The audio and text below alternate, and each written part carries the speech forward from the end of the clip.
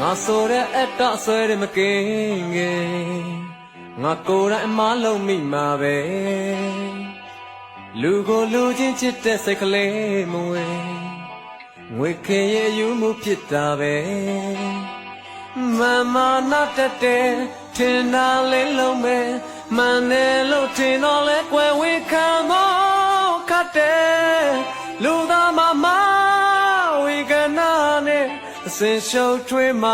များလို့ကျွန်တော်ဟာအတ္တစိတ်လို့ကဲလို့ဒီလူမဝင့်လိုက်လို့လာပါပြီဘာဆိုရမပြောလဲသိပါလိမ့်မယ်အရာရာမဆုံးရှုံးနေနာနေသည်